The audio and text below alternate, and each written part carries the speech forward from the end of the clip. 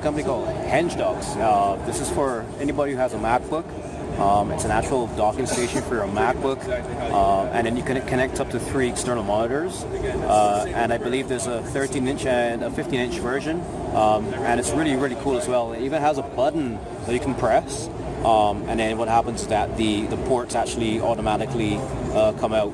I think I can press it and see if it works. I don't know if it's going to work, but when you press, it's not working out, but what happens is that the actual connection ports come out and connect into the sides of your MacBook, and then what happens if your MacBook is not properly aligned, it won't damage your MacBook. The actual ports will go back in, so that's really cool.